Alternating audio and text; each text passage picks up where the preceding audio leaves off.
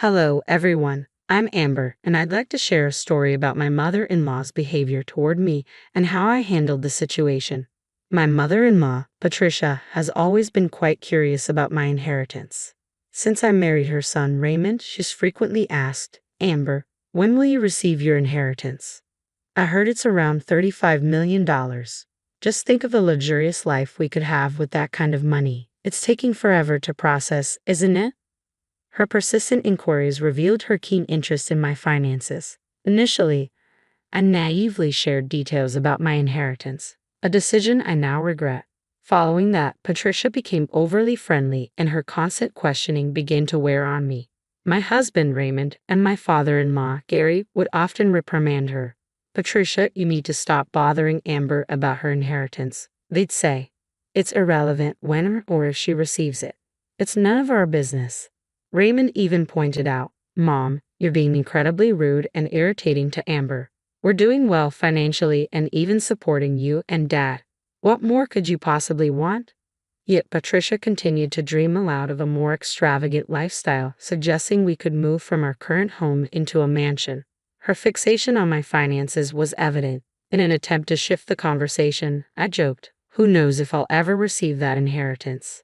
The process is complicated, and for all you know, I might have made the whole thing up." Everyone laughed at my remark. Everyone except Patricia, who shot me a stern look, clearly upset. After that incident, Patricia's attitude toward me changed drastically.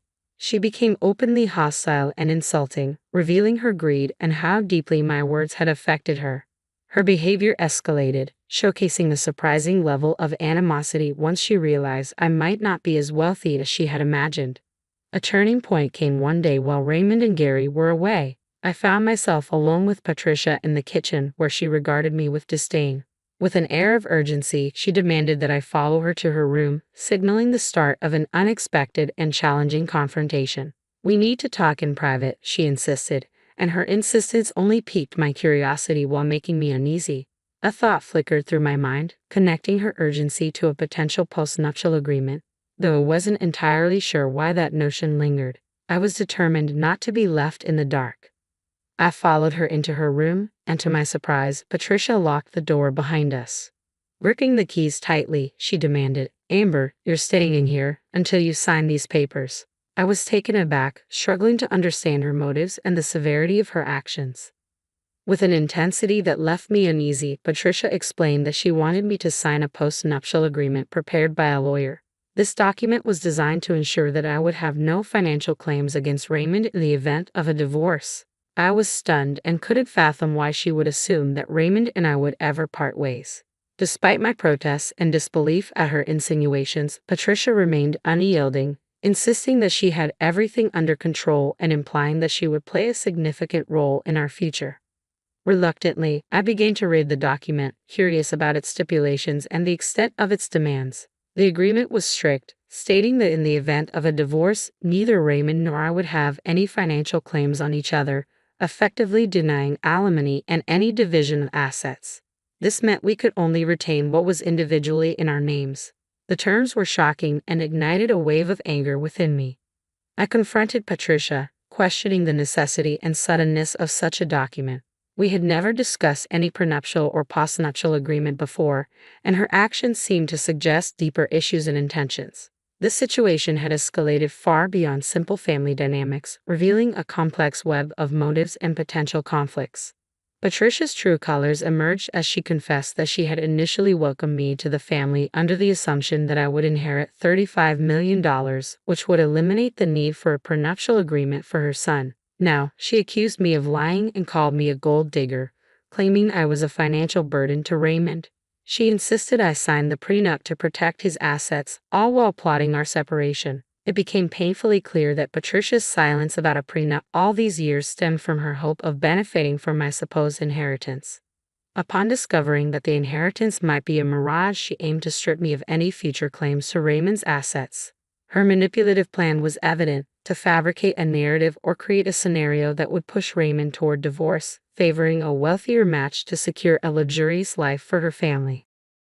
Patricia's disdain was palpable as she insisted that Raymond deserved better than to marry someone without a significant inheritance, completely disregarding the love and bond we shared. Her vision was clouded by greed, seeing me only as an obstacle to her fanciful lifestyle. Her words, a mixture of fury and revelation, struck me deeply. I had always felt an underlying tension between Raymond, Gary, and Patricia, but her blatant greed and disregard for the sanctity of our marriage were shocking. This encounter revealed her willingness to sacrifice her son's happiness for material gain, a realization that only deepened my gratitude for having no inheritance to tie me to her expectations.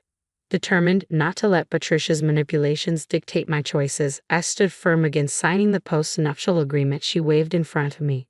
If Raymond believed such an agreement was necessary, I insisted it should be a mutual decision made with proper legal counsel, not a unilateral demand from his mother. I was resolute, fully aware that she might try to keep me from leaving without acquiescing, but I was prepared to confront her, armed with the truth and the integrity of my relationship with Raymond. Patricia seemed to revel in the control she wielded over me, reminding me that Raymond and Gary wouldn't return from their fishing trip for a while. She leveraged my work responsibilities against me, knowing I was desperate to return to my duties. Frustrated, I demanded the keys, eager to escape her grasp.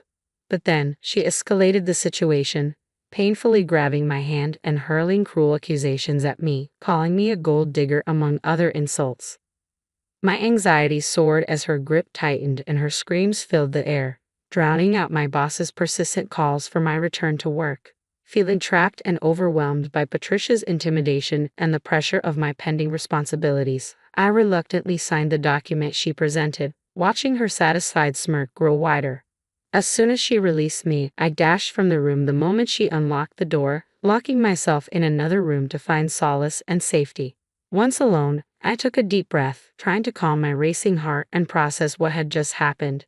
I reached out to my boss and explained the ordeal with Patricia. She was incredibly understanding and supportive, appalled by Patricia's behavior.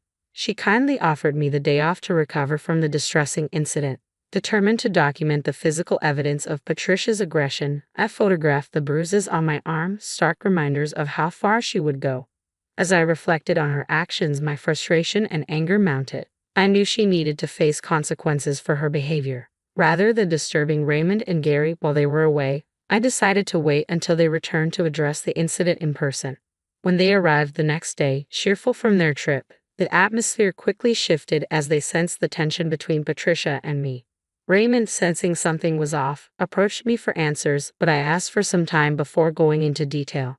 Seizing the moment, Patricia quickly engaged Raymond in conversation, presumably to discuss the prenup, oblivious to the confrontation that had occurred in their absence. We were on the brink of a revelation, each of us holding pieces of a story that had yet to unfold. Not long after, Patricia called for Raymond. He descended the stairs, visibly upset and frustrated, holding the controversial document in hand. "What's this all about, Dad? Did you know about these papers?" he demanded, referring to the post-nuptial agreement his mother had orchestrated. Gary, taken aback, genuinely knew nothing of the scheme. "What papers are you talking about, Raymond? What postnup?" he asked, bewildered by the sudden tension. "It's a ridiculous postnup Mom cooked up for Amber and me," Raymond explained, clearly finding the entire situation absurd and unjustifiable. Gary immediately clarified, "Raymond, I'm completely out of the loop here. I have no idea what this is about." His confusion and surprise were palpable as he turned his gaze toward Patricia, seeking an explanation. Cornered, Patricia defended her actions under the guise of protection. "I'm doing this for your own good, Raymond. Your wife isn't going to bring anything but trouble. She's just after your money," Patricia accused, labeling Amber a gold digger and insinuating she had fabricated a story about an inheritance to ensnare Raymond. Shocked by his mother's harsh words, Raymond struggled to comprehend her twisted logic. "What does Amber's inheritance have to do with us? How can you say such things, Mom?" he asked, his confusion evident. Patricia doubled down, painting the grim picture of Amber exploiting Raymond and leaving him financially drained after a divorce. She urged him to sign the post-nuptial agreement and consider seeking a more financially suitable partner, further inflaming the situation. This accusation ignited a fire in Raymond. He vehemently defended Amber, joined by Gary, marking a rare moment of unity against Patricia's manipulations.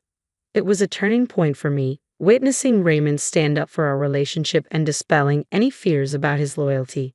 What they both didn't know was that the truth about my inheritance had come through the day before, a detail I hadn't shared amidst the chaos. As the argument subsided, Raymond's gaze met mine, filled with questions and concern. Amber, why did you agree to sign that post-nup? You should have waited for me. You know I'd never support such a thing. Why let Mom pressure you into this? His disappointment was evident, but it was mingled with a genuine desire to understand and rectify the situation together. I reassured Raymond, I never doubted you would request such a thing. You've always supported me unconditionally. I intended to discuss the post-nup with you, but I never got the chance. I explained how Patricia had trapped me in her room, her grip unyielding, until I reluctantly signed the document. My lack of choice was clear. I had been coerced into giving my signature. Raymond and Gary were visibly shocked by my account, especially since Patricia didn't even attempt to refute my claims. Instead, she appeared almost smug about her actions, which only fueled the outrage in my husband and father-in-law. Their disbelief quickly turned to anger as they noticed the marks on my arm. What have you done to Amber? How could you lay hands on my wife? This is assault, Raymond exclaimed, while Gary condemned Patricia's actions as madness. Patricia tried to justify her behavior by claiming she was protecting her son from being taken advantage of, insisting she acted out of maternal instinct. But Raymond countered her claims with disgust, emphasizing that his marriage to me had never been about financial gain. Still clinging to her delusions of a wealthier life, Patricia lamented Raymond's supposed promise to elevate their living standards. Patricia believed that marrying into wealth was the only way to achieve the life she desired. This assertion only deepened the divide, prompting Raymond and Gary to challenge her greed and her disregard for the values that truly mattered to them. The argument escalated as both men confronted her harmful actions, and gradually her obstinance began to crack under the weight of their unified stance. It became clear that she was realizing her actions had crossed a line far beyond what was defensible. Cornered and recognizing that Gary and Raymond were not on her side, Patricia resorted to tears, attempting to sway them with an emotional outburst. She cried, claiming her actions were for the betterment of the family and insisting she deserved a better life for all her sacrifices, including providing them with a home. She portrayed herself as the victim wronged by those she had sheltered. Raymond responded with a reality check, reminding her that their living arrangement was mutually beneficial. He highlighted that he and I were the ones financially supporting the household, not the other way around. Fed up with her manipulative tactics, he declared that they would move out and cease all financial support, signaling a drastic change prompted by her actions. Gary, too, had reached his limit. Years of enduring Patricia's greed had worn him thin, especially now that she had resorted to aggression and manipulation against me. Offering a lifeline, he suggested that he could leave with us, disassociating himself from Patricia's toxic behavior and affirming his support, not for her actions, but for us, his family by choice. Unfazed, Patricia mocked our ability to survive without her, predicting a grim future for us living in substandard conditions. Her taunts were meant to belittle and undermine our decision, banking on the assumption of our financial instability. It was then that I chose to reveal the truth, countering her bleak predictions with confidence. Housing and supporting us won't be an issue, I calmly stated, challenging her narrative of financial doom. Still entrenched in her delusions, Patricia laughed off my assertion, labeling me a gold digger who was incapable of providing for Raymond and Gary without her. Her scorn was palpable, yet it was based on outdated information. I corrected Patricia's assumption. Far from the broke individual she had painted me to be, I was neither financially destitute nor a gold digger. My choice to remain silent about my financial status had been intentional, not a necessity, and it was time she understood the reality she had so grossly misjudged. In that moment, I revealed, actually, I'm quite well off thanks to the $35 million I have access to. While not all of it is liquid, there's more than enough to go around. The surprise in the room was palpable, especially for Patricia, who was clearly taken aback by this sudden shift in my financial narrative. Patricia, bewildered, challenged me, but you said there was no inheritance. You lied. I responded, a bit wearily, Patricia, your nagging was exhausting. I made a flippant remark about not having an inheritance without expecting it to unveil your true intentions. Honestly, I'm thankful for that joke now. It showed me who you really are. This revelation left Patricia scrambling, her mind racing for ways to mend our fractured relationship. She attempted to downplay her earlier hostility, laughing it off as she claimed, "Oh, Amber, you trickster. We could have avoided so much misunderstanding if only you had told us earlier." I countered firmly, "Really, Patricia? If I had clarified it was a joke, you wouldn't have pushed for that postnuptial agreement or tried to sabotage my marriage, would you?" Her attempts to retract her actions, claiming she had gotten carried away and admitting her rudeness while tearing up the postnuptial agreement, were too little, too late. "Patricia, it's clear now that you shouldn't concern yourself with my inheritance. Our relationship can't be mended so easily. If Raymond is still on board with moving out and cutting ties, I fully support that decision." This moment marked a turning point for me, emphasizing my independence and readiness to move forward without the strain of Patricia's manipulative tactics. I prioritized my well-being and my relationship with Raymond over any financial entanglement with her. Raymond made it clear, "We're moving out, Amber. My mother's greed knows no bounds, and I refuse to let her exploit you any further. We'll leave by the end of the month, and Dad's coming with us." This decision was unanimous. Raymond and I had already begun house hunting and found the perfect place an hour away. Securing a house and planning a move within a month might seem daunting, but our financial stability made the process smooth and efficient. Gary decided to join us, ready to step into a new chapter of his life as he initiated divorce proceedings against Patricia. His decision came independently, driven by the events that had unfolded, and he filed for divorce within the same month we planned to move. Desperate and cornered, Patricia pleaded with us to reconsider, trying to elicit sympathy through tears and apologies. However, her financial predicament only compounded her woes. Without a personal income and with Gary's financial dependence on Raymond, neither was eligible for alimony. Ironically, Gary was entitled to half of Patricia's house, as it was acquired during their marriage, leading to the very outcome she had feared and tried to avoid by meddling in our finances. She would have to sell her home.